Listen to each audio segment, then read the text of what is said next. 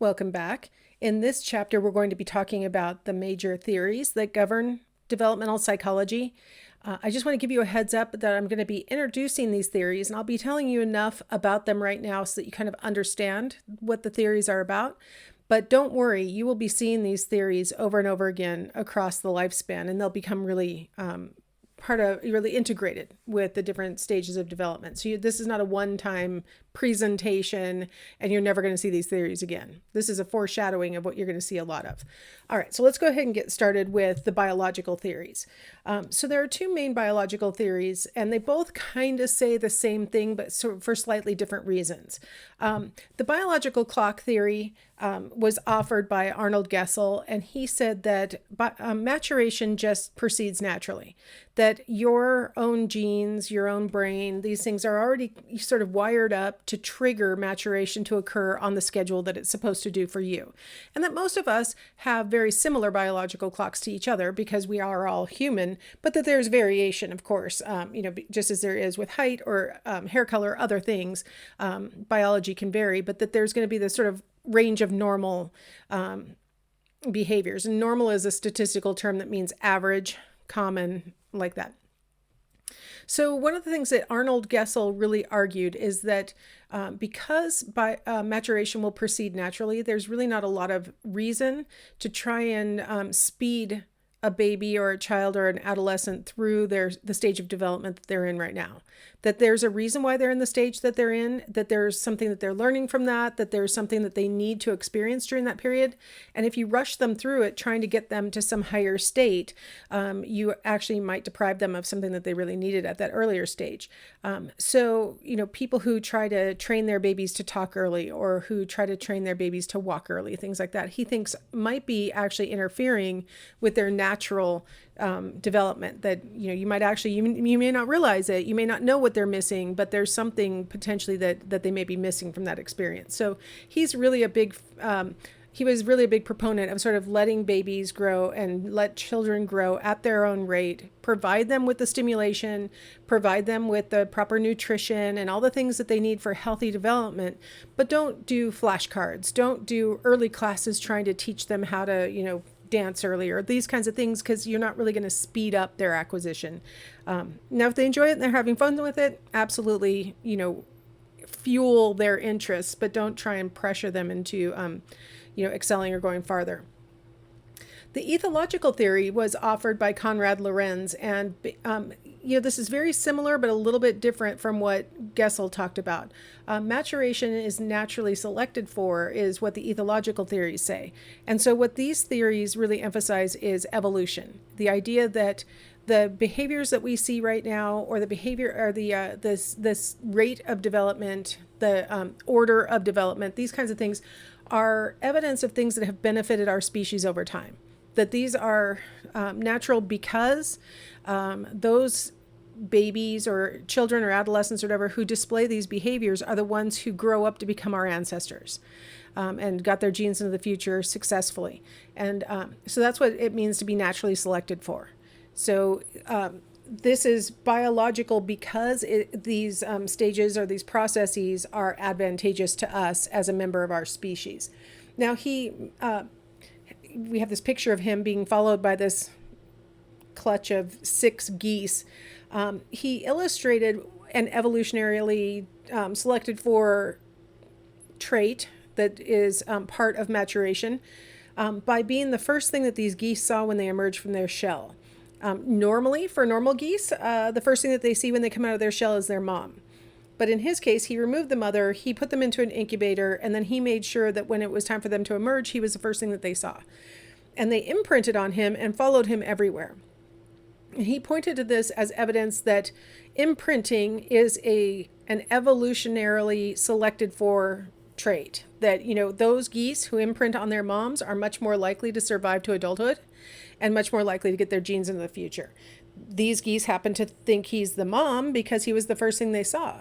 So the behavior is emitted even if it isn't really the target that it should have been, right? So he actually even went even farther, and he said maybe it's not even that it has to be a living creature, maybe it's just something that moves. And so he had a ball on the end of a string, and he swung it around back and forth, swaying as the goslings were coming out of their shells, and they imprinted on the ball. So it clearly is about whatever is able to move that's in their nesting area. They come to the conclusion that's going to take care of me. And with Lorenz, these little geese grew up. They were able to fly later, obviously. And when he would drive in his car, they'd fly next to him. They just did not want him to be leaving them alone because they had imprinted on him. And he said, look how this behavior is evidence that, over the millennia that there have been geese, right? The ones that have had the best chance of survival probably were the ones that imprinted on the first thing that they saw moving when they got out of the shell. Now imagine if the first thing they saw moving was, a fox. That would be like dinner going with the fox, right? So it's not the greatest thing, but it probably on average, most geese is the best strategy. Their mom is usually the thing that they see first. All right. So those are pretty simple theories, but they're going to override a lot of things that we talk about throughout class. But something that we're going to talk about very specifically and directly over and over again during class will be some psychodynamic theories. The most famous of which is going to be Freud's psychosexual theory. And there are really two components to it that I wanted to talk about in this lecture. So psychodynamic is the overarching term. You might also hear it referred to as psychoanalytic. Those are both terms that are used to describe Freud and then his followers, other people who really believed in Freudian theory and applied it in different ways. So I'm going to introduce you to somebody other than Freud as we go on with this. Freud really believed that we had, our personality divided into three major components, and that these components are sort of, a good analogy would be like an iceberg, where most of our personality is under the waterline and unconscious, that we don't have any awareness of really what's going on in those parts of our personality. All we really know about or can have conscious awareness of would be the parts that are above the waterline. So a little tiny bit of our personality do we understand, and a whole bunch of it is unconscious for us. And when I say us, I mean like you, me, all whoever's listening. Freud thought that this is how all of us have our personalities organized. So he says we have these unconscious motives coming from the parts of the personality that are below the waterline. And we don't even know why we want to do the things that we're wanting to do, or why we feel driven to do the things that we feel driven to do by these unconscious motives. So let's talk about these three aspects of personality. First off, below the waterline, that largest part of the personality is called the id. The id is comprised of two types of psychic energy, libido and thanatos. We're going to see the word thanatos again in the epilogue of our textbook, because thanatos means death. So a little foreshadowing on that. Libido means life. So we've got two types of psychic energy. One that drives us towards maintaining and and sort of celebrating life, and then the part that is about destructive things. Death instincts, harm instincts, aggression, things like that, he said came out of the thanatos psychic energy. A lot of people simplify this into libido meaning sex and thanatos meaning aggression. So that's not a bad thing to just sort of shorthand it like that. If you took my personality theory class, I would get into a little bit more detail and explain a little bit how that's kind of wrong, but good enough for a sort of rule of thumb. The id operates on the pleasure principle. And so as far as your id is concerned, you should always be comfortable all the time. You should be experiencing homeostasis all the time, according to the id. So you should never be too hot or too cold. You should never be too hungry or too full. You should never be too, thirsty or, too hydrated. I guess it's possible to get too hydrated. Basically, you should always have your needs met at the level or to the degree that you need your needs met. And that's it. They shouldn't be overindulged, because that can become painful too. So id is going to be very much motivated to keep you in this constant state of homeostasis.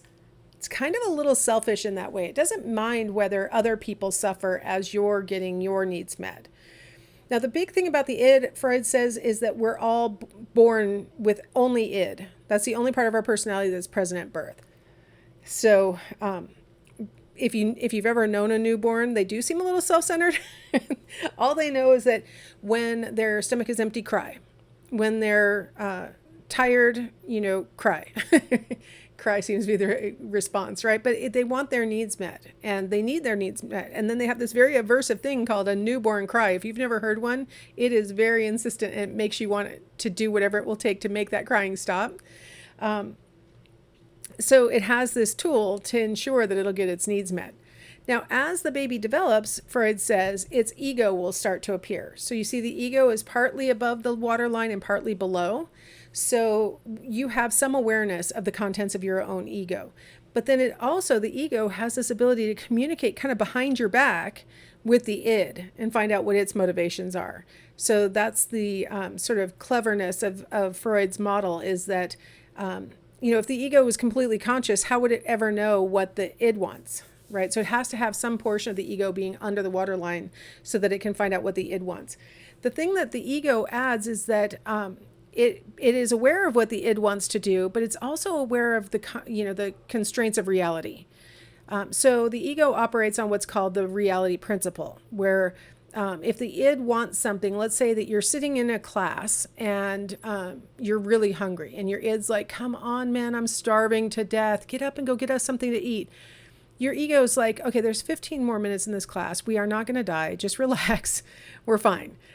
Based on reality, it's rude to get up in the middle of class and just go get something to eat. So just tough it out. You'll be fine.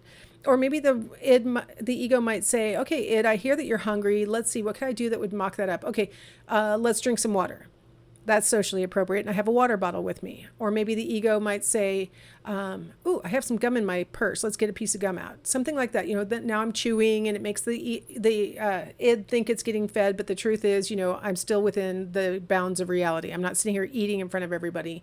I'm chewing some gum, or maybe sucking on some hard candy or something like that. So the ego is always trying to figure out how to satisfy the demands of the id while keeping reality or the real world in mind. The ego is going to also communicate directly with the superego, which is the last part of the personality to develop. You'll notice it's also spanning the waterline. More of the superego is under the waterline than above it. So it's going to be kind of like the id in that way, that it's going to be motivating us, but it's not, you're not necessarily that consciously aware of those motives and why you feel like you should be acting the way that the superego wants you to act. The superego can be kind of thought of as your conscience. It's the part of your personality that tells you all the things that you should and shouldn't be doing, right? It's the thing that knows all the rules and wants you to be a well-behaved person. And so the superego judges you. The superego is the one who says you shouldn't be acting like that. Now you can imagine with the ego, the superego, and the id all having that, parts or all under the waterline, it allows them to kind of have a little debate behind your back about how to act. So let's say that the id has told you to get up and go get something to eat. The superego would be the one who would say, well, that's rude. We can't come back with, fries from the cafeteria and sit in class and eat them. Like, that's rude. We can't be doing that.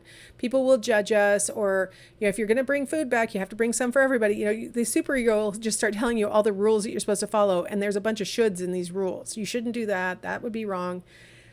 So the ego goes, okay, it's hungry. Superego doesn't want us to embarrass or be rude. What can I come up with to balance the demands of these two disparate parts of my personality? So the ego is usually the mediator between these two parts and tries to figure out how to satisfy both in a way that is based in reality. So really, this is how Freud thinks that our personality sort of functions. Now, we're born with an id. It takes about 6 months for the ego to just start developing, according to Freud. And one thing that's really distinctly different between a newborn and like a 6-month-old is that a newborn, when they're hungry, they just have to cry. They can't help it. They have to cry. And they cry until they're fed. And in fact, if you let them cry long enough before you get the food ready, they may not be able to stop crying to finally settle down and eat because they're still crying, right? They can't help it. By 6 months of age, now they've started to learn maybe some of the rituals involved in getting fed. And so if they see that I've expressed that I'm hungry, I see that the sequence has started for getting me fed, there's no point in sitting here crying, the ego-based reality principle says. So I might as well, suck on my thumb or my pacifier, or play with my toes or something, because I see that food is coming, right? So they suddenly around 6 months, you can see a baby kind of making that change. Now, if the adult says, oh, I must have misread the cues, they aren't really hungry, let me go back to what I was doing, they will then, of course, resort back to crying and wait, I told you I was hungry, what's happening here?